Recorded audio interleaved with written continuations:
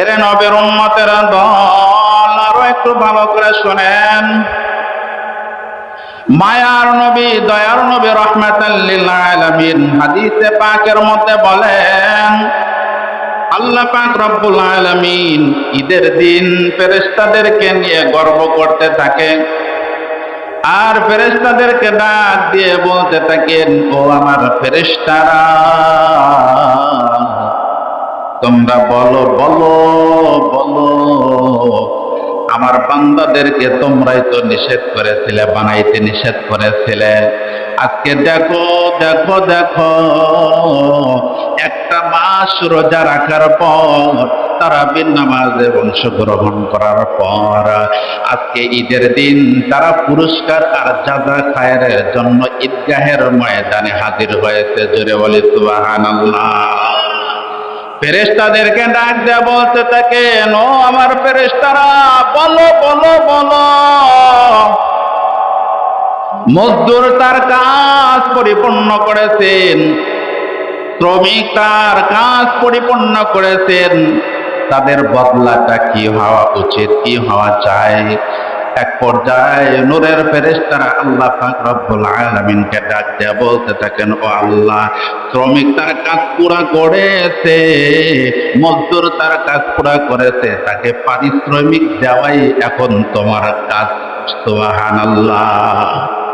এরে নবীর উম্মতের দল, এক পর্যায়ে আল্লাহ পাক রব্বুল আলামিন ফেরেশতাদেরকে ডাক দিয়ে বলেন, ও আমার ফেরেশতারা,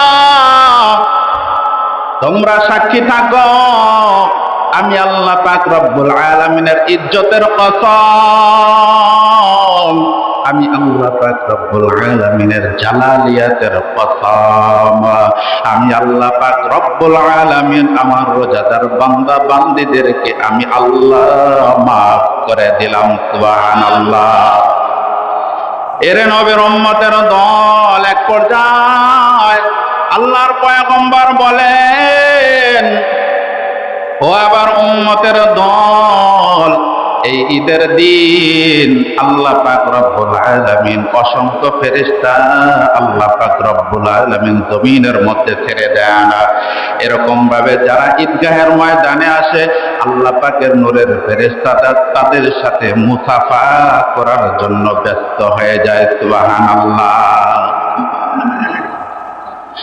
এরে নবীর উম্মতের দল, সেজন্য ঈদের আনন্দ তাদের জন্য যাদেরকে আল্লাহ পাক রব্বুল আলামিন মাফ করে দিয়েছেন।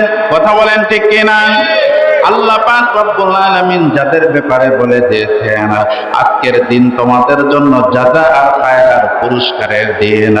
আল্লাহ পাক রব্বুল আলামিন মায়ার নবী, দয়ার নবী, রাহমাতাল লিল আলামিনের মুখ দিয়ে উচ্চারণ করে দিয়ে বলেন যে, আমি আল্লাহ পাক রব্বুল আলামিন শুধু তাদেরকে মাফ নয়, যেই জায়গার মধ্যে গুনাহ ছিল, গুনাহের কালি দ্বারা গুনাহ লেখা ছিল, আমি আল্লাহ পাক রব্বুল আলামিন ওই গুনাহগুলো নেকি দ্বারা পরিপূর্ণ করে দিলাম।